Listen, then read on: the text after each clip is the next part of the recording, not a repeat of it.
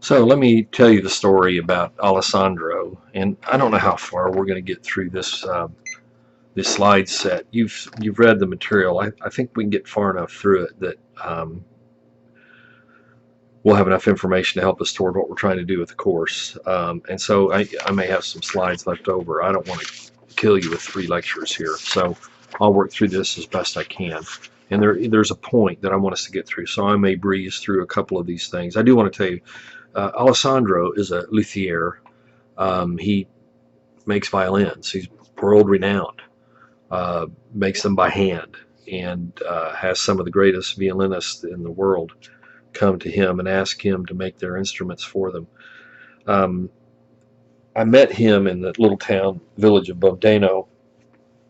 He occasionally would attend their study, and one of the members of the church there, when they knew I was coming over that evening, invited him to come, and we had a study on 2 Corinthians and the missional metaphors that I was talking about in terms of being the aroma of Christ. Alessandro has a really interesting story. He has belief in his background, but has never been a practitioner of any particular faith. But it's just he knew that something was missing in his life. And so after an hour-long study, we ate pizza together as a church, and I saw Alessandro standing over to the side. And I felt a strong nudging to go and stand next to him. And I said, Alessandro, tell me your story. I'm interested in knowing what you do and why you're here and why you have an interest. And because he had made some comments in class that I thought were incredibly profound and based on a deep experience. And it reminded me much of what Root talks about in his book, whereas where you talk to someone long enough, they've had this deep experience that they're trying to find meaning in. And this is what he told me. He said that he had made violins for a good portion of his life. He'd been a conductor, he had been a performer, and decided that he wanted to be the one to make music happen. And so he had learned the trade on his own and become very proficient in it.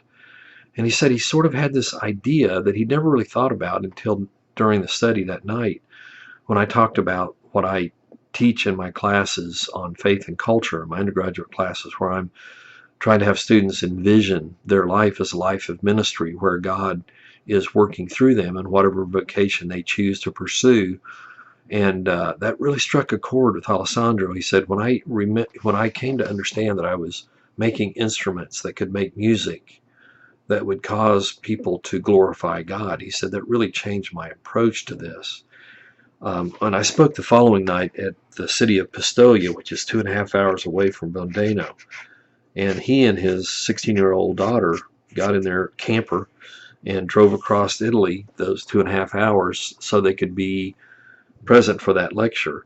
And basically what I talked about there was the same lecture I had presented in Rome about everyone having faith in something and telling the story of God working through us, and even referred to, if you've seen the, some call it sort of hopelessly optimistic, but the August Rush, we have this little boy who's an orphan who has this song in his heart and he can't express it, and he finally finds a guitar and tunes it in such a way, and there's just a really fun scene where he's slapping on the guitar and making music flow out of it. And I said, I think the gospel is the instrument that makes our lives come alive, and that really struck a chord with Alessandro. And then he was baptized into Christ later that night because he finally heard a story that matched up with his experience of life, that this made sense to him. Now that's much different than self-actualized ministry. And so what I'm finding is the more that I understand, if you're not familiar with some of his work, of course Root refers to him quite a bit, but in terms of justification, it's not this sort of weird concept in the sky. It's divine action that comes in and through human impossibility, bringing forth life from death. In other words, our lives are hopelessly misaligned with the purposes of God. God's Spirit comes in and realigns our life. He justifies us. Now look, we've already talked about this with Gorman, I know, but this is helpful to have another voice speak to us the same idea. That it's not a legal and forensic discussion. It's the practice of ministry that demonstrates to us the reality of justification. So in other words, what the Reformation theologians do with this is take it totally out of the hands of Paul. That Paul, as the Jew that he was, would have seen justification as a very practical word. We're brought back into alignment with the purposes of God. Now the West embraces this Aristotelian self-actualization for the purpose of the good life. Eudaimonia is flourishing, right? And so we actualize ourselves into flourishing.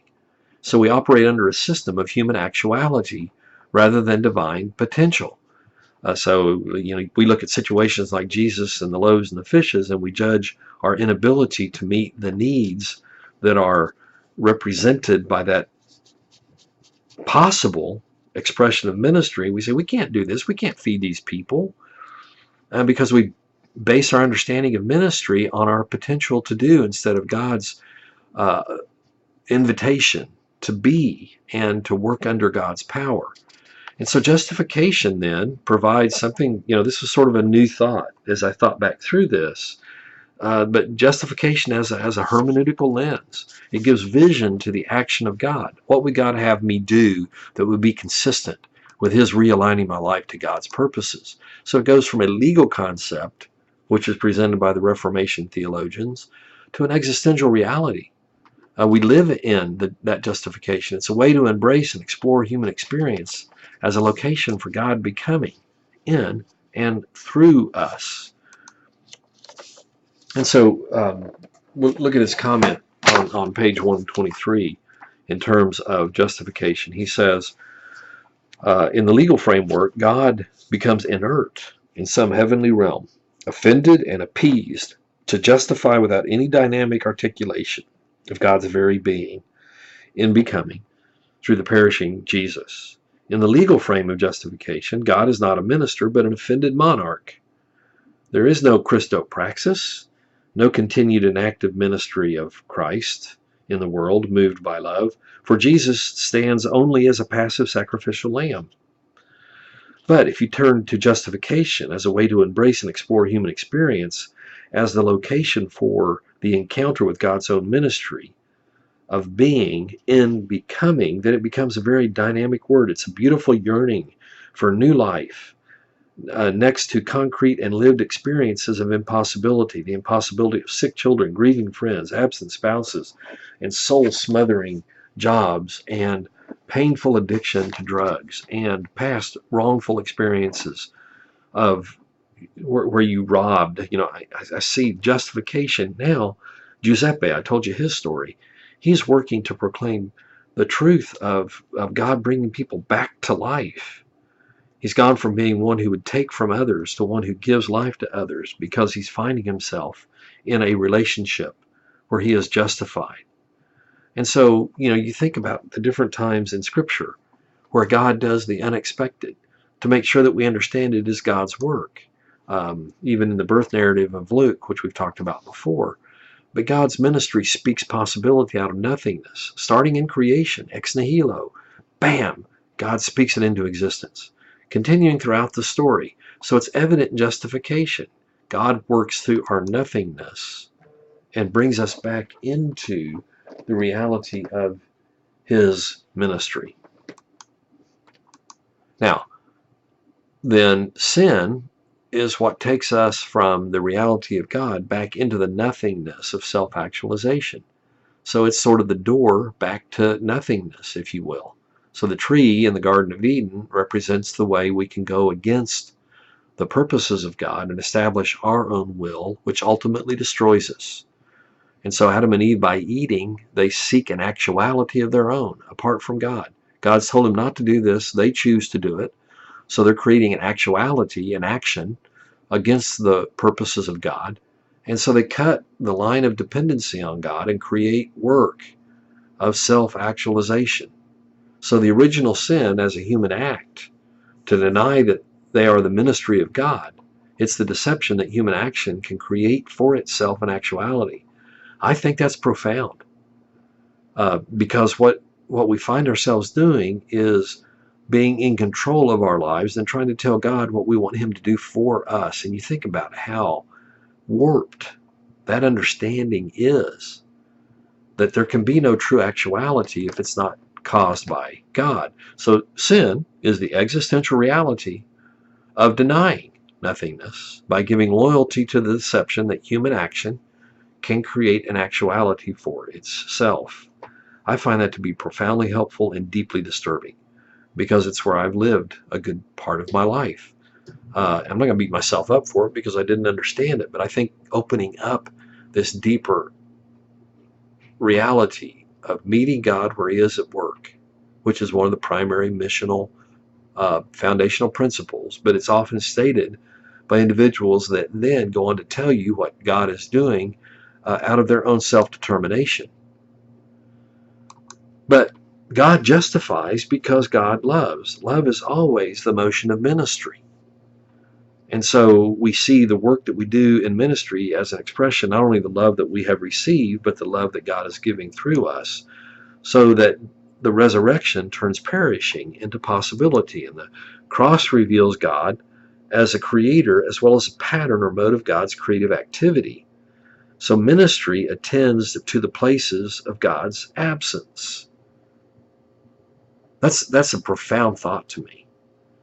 That when we're involved in ministry, the expression of God's love, we're entering into the place where God is absent and pulling that place back into its intended purpose. Ministers of reconciliation is our call.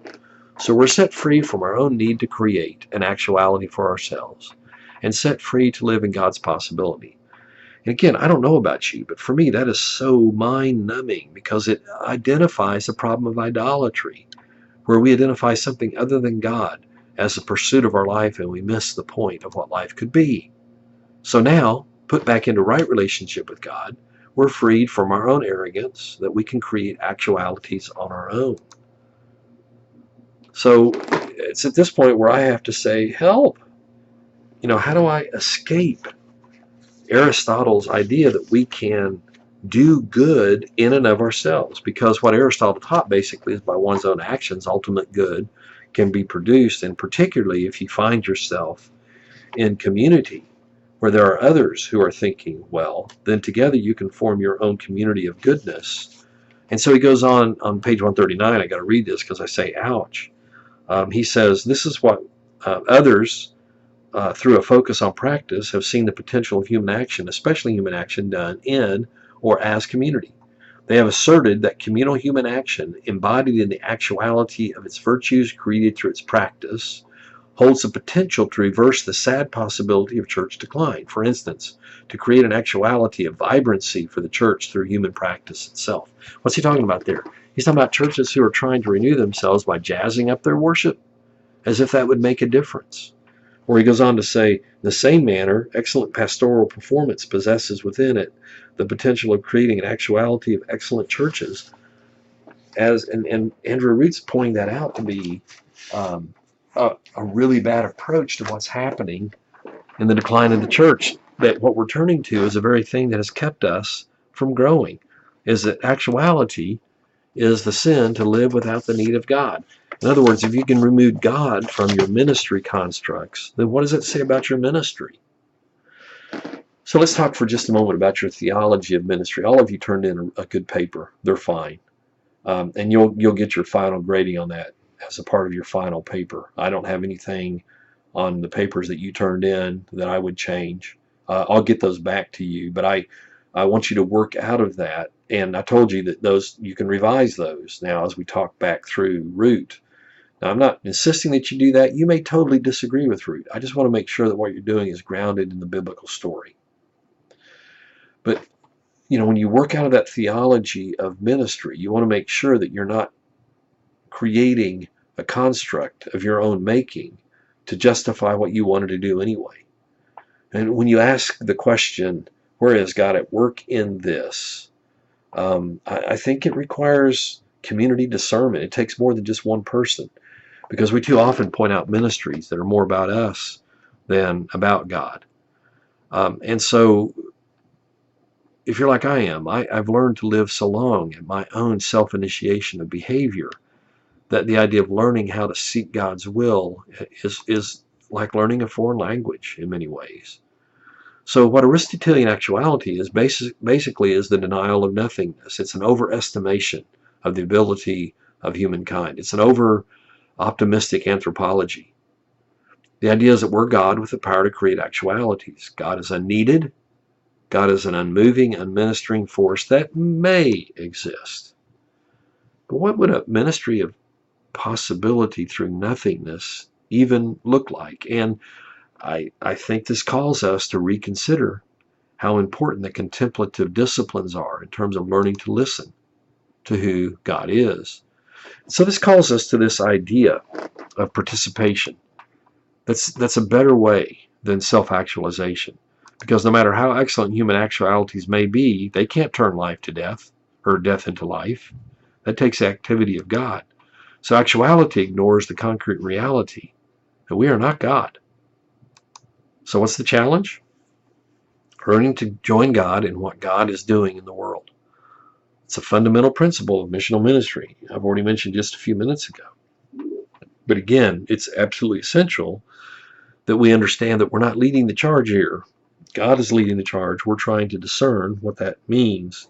Now, we're going to talk more about that toward the end of class. So if this is, hopelessly tying you up into constructs that you don't know how it's going to work out, I promise you, we've got resolution coming. But I think we need the pain of deconstruction to get away from our own initiatives as being wonderful ideas that have nothing of the divine in them.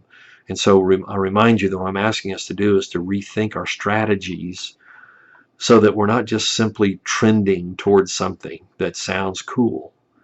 And that's my biggest problem with what a lot of churches are doing in terms of trying to make their worship more relevant, is if that changes anything.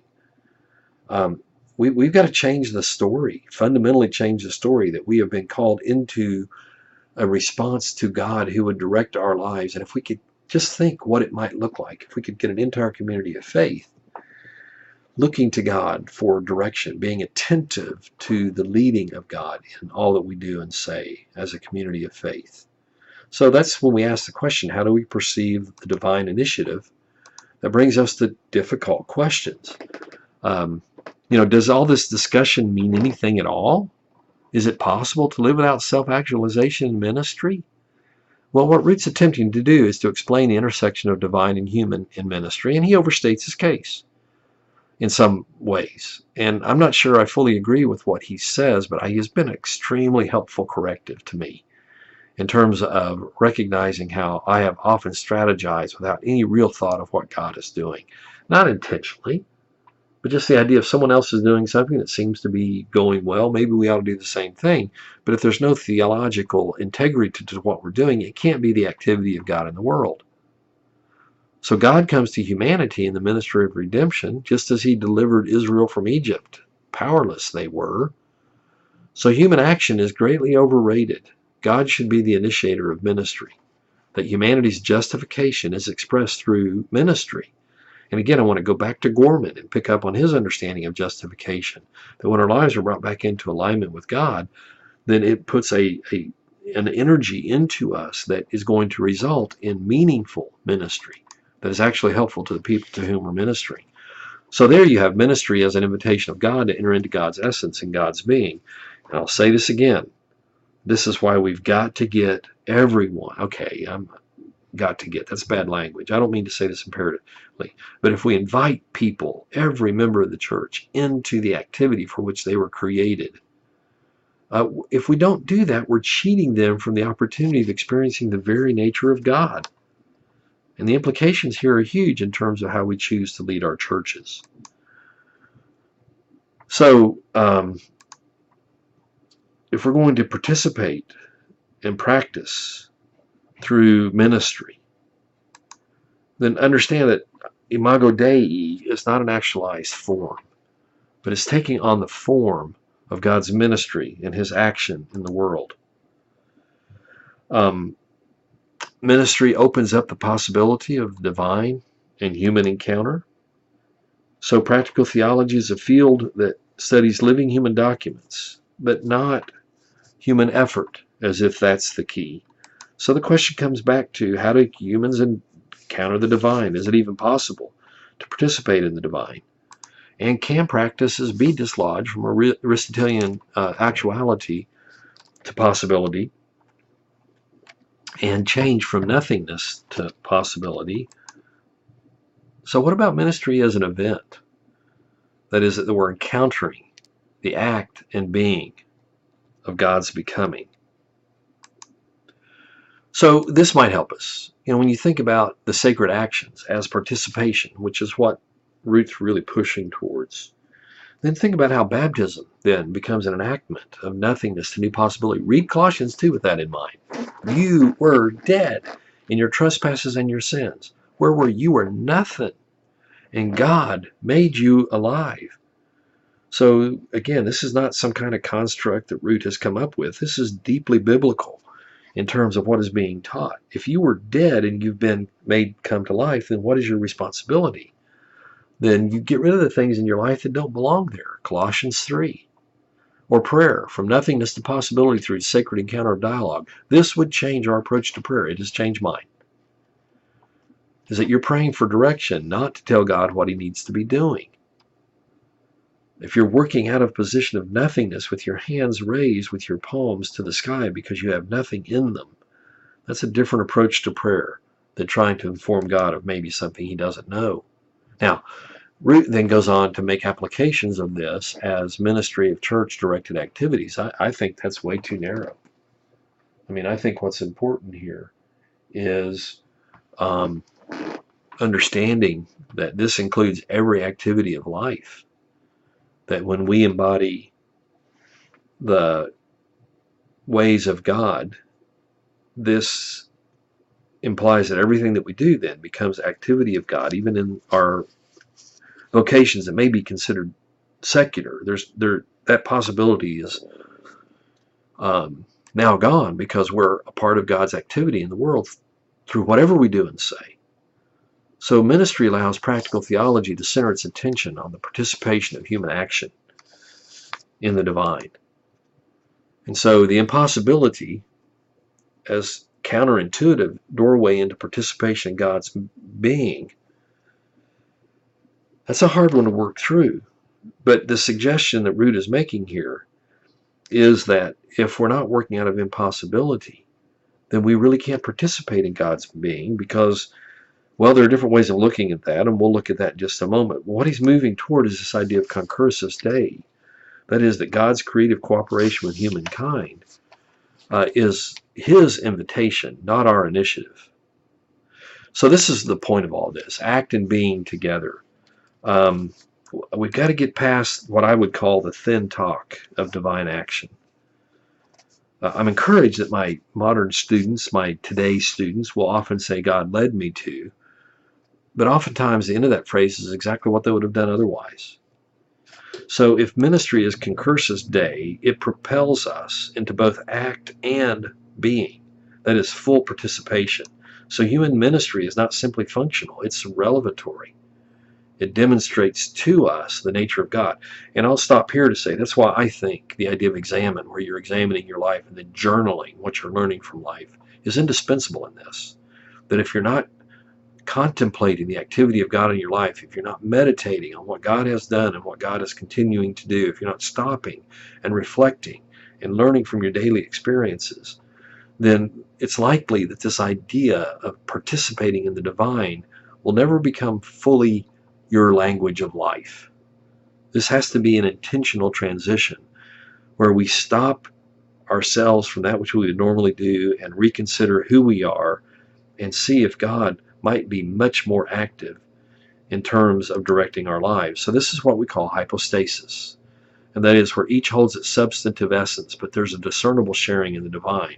We can't become divine, but we can share in it.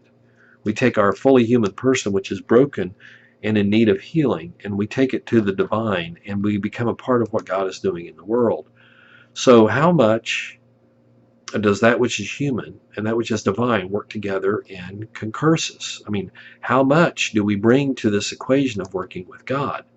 Well, there's the idea of synergism. And I think this is what's mostly promoted in our churches. And that is that we take our excellent gifts and abilities. I've taught this, so I understand this.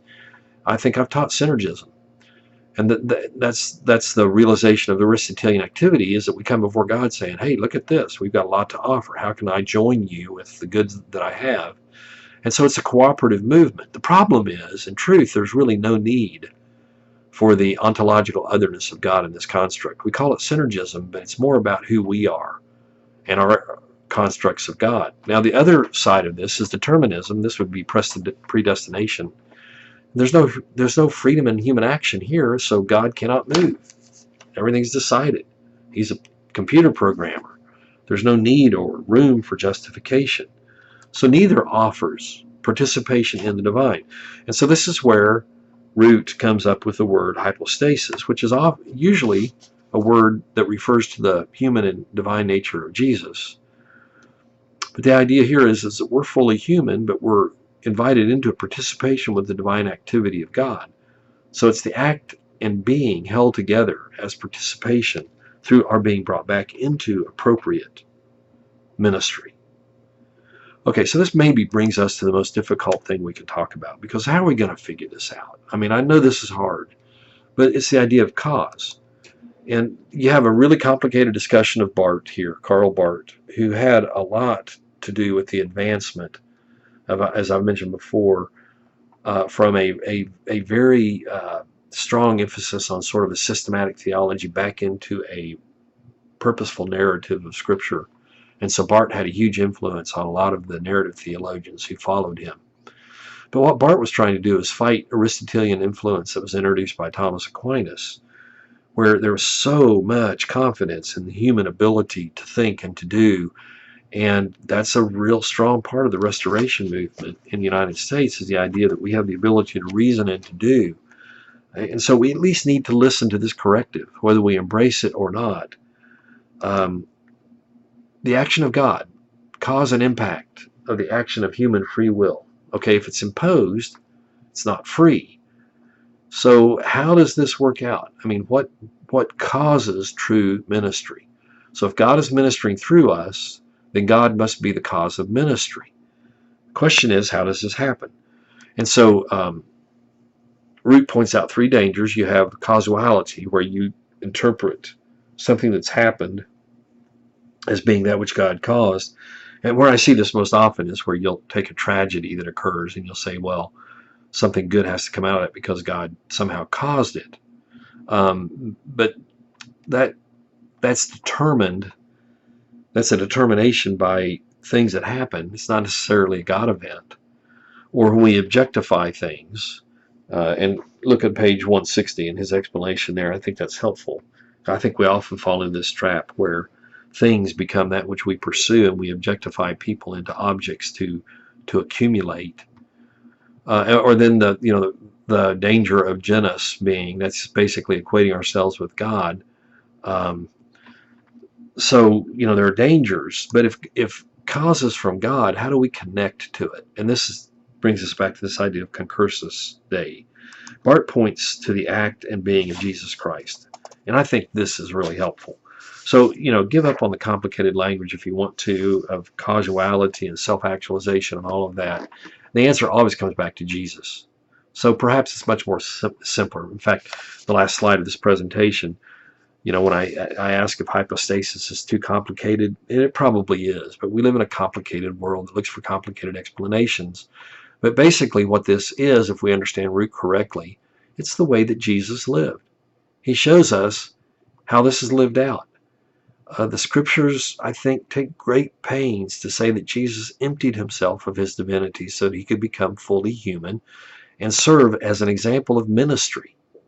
So it's possible to make an argument that John was focused on this concept in his gospel. Did Jesus have free will? Well, several times Jesus says, I do nothing apart from my Father. And then he says, I say nothing if it does not come from my Father. So did he have no choice? That's not what John's saying. John is demonstrating to us a life fully submitted to the purposes of God. This is the life that Jesus chose to live and invites us to live that hypostasis. That's what John 15 is about. I am the vine and you are the branches. If you dwell in me and I dwell in you, then you will produce much fruit. What if that's the key to everything we've talked about in this particular presentation? What we're talking about are the disciplines that unite us as a community of faith to the purposes of God in such a way that we produce fruit. For apart from me, you can do nothing, Jesus says. How clear can that be? We cannot be self-actualized.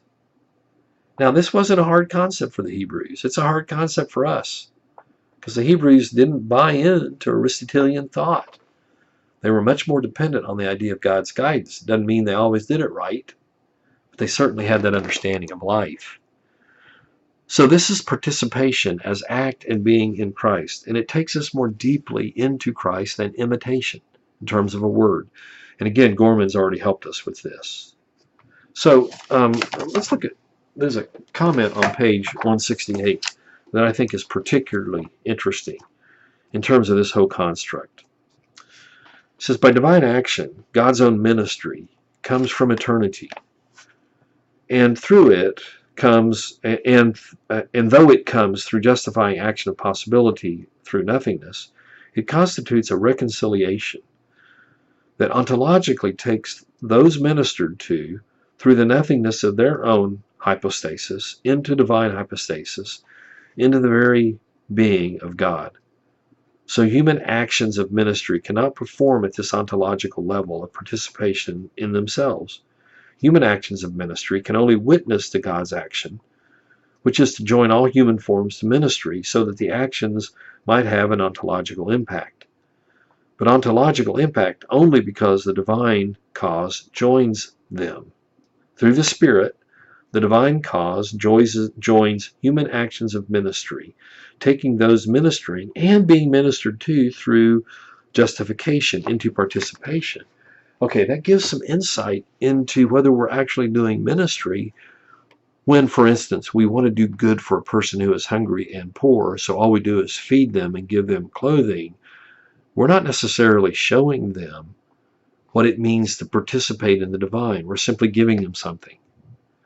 So this calls us to ministry at a deeper level, where what we're trying to do is bring people into the understanding of the activity of God based on our commitment to those to whom we are helping. So this is not something that we can engage in momentarily and then disengage. It means that we are involved in becoming the nature of God to them so that they too might become the nature of God to others. So the divine enters time and space for the sake of loving accompaniment, so that human subjects might participate in the divine.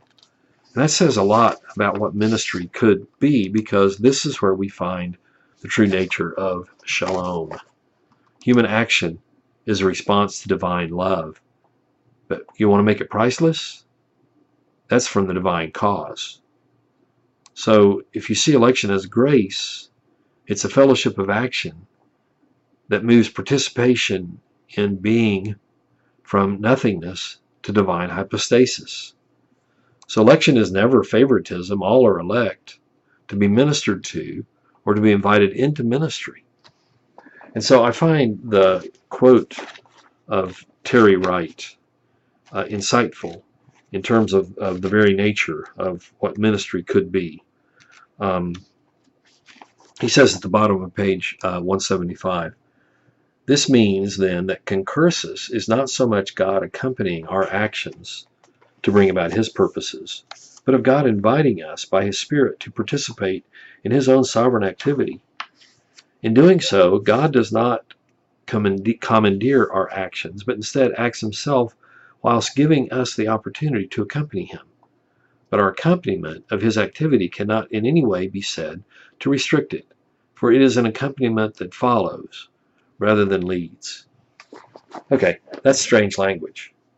And if I had just read that text without the context that Root presents, I think I could find myself really confused by this idea of participation. But this is the Spirit's work. That's what Paul's talking about in Romans 8. To walk with the Spirit. It's concrete. It's lived out participation in God. It's as opposed to living in the flesh, which is self-actualization, which can't please God. I mean, look at that construct in Romans 8. I think that's very enlightening.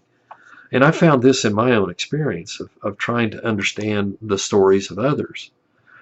that the truth is all people living are called to ministry. And so you have that interesting observation of the Good Samaritan, the story of the Good Samaritan, where the Levite is ordained to minister, but refuses to join the action of God. The Samaritan participates in God's being through actions by sharing the needs of his human neighbor. So the Spirit calls us into participation in the person of Jesus, both as an ontological reality, we're hidden in Christ, Colossians 3, and a fellowship of action. And so this is where all the disciplines of study, this is particular to practical theology, that invites all disciplines of study. So psychology and sociology and anthropology and the sciences, all the sciences, need to be involved in better understanding the needs of others so that we can understand how to lead them into meaningful ministry, because it's there that they will likely encounter God. And so this is, I've talked to you about this before, but this is why I interview my freshman students coming into the story of Jesus, because I want to hear their stories. And almost all of them have connecting points to the story of Jesus. And I go out of my way to make sure that they see those connecting points, because I do think that that ministry often precedes understanding, and that you find yourself involved in practices that don't necessarily make sense outside of the story of Jesus.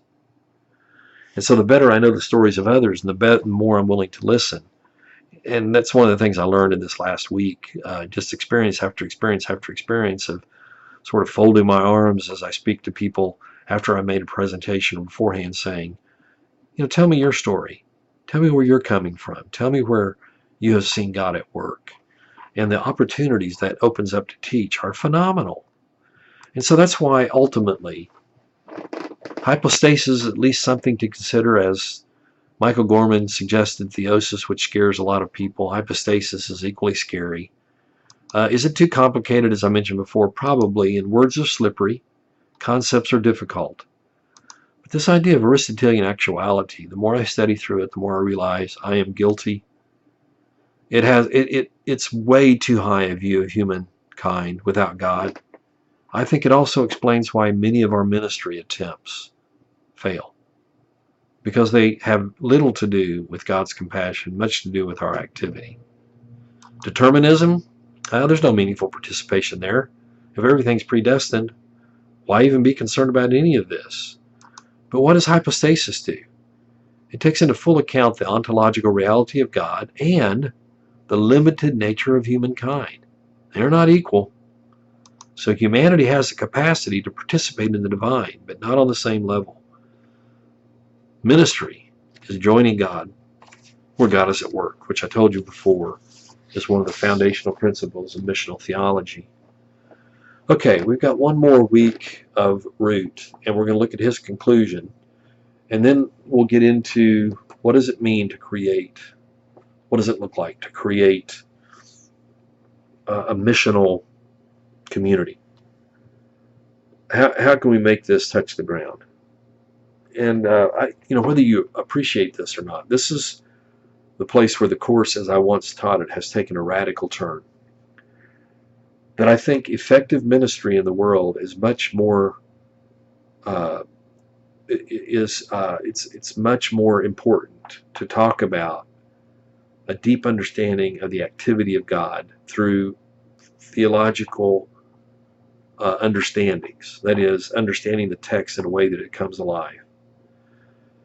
I do think that perhaps we could have read Romans chapter 8 and John 15 and pretty much had the same teachings of what Root works through. But understand that what Root is doing is challenging us with deconstruction that we need to do based on the culture in which we live, because we've learned to initiate activity to such an extent that's very difficult for us to even consider what it means to listen to God and to find out where God is working and to be attentive to that.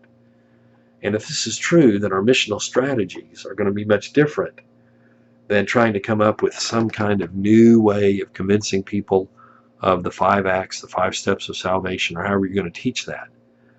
That what ministry is about, and especially the missional call of God, is inviting people into the only life that's truly worth living, That's the life of justification, which means we're involved in ministry that makes a difference in the world. Stay tuned. We've got more work to do.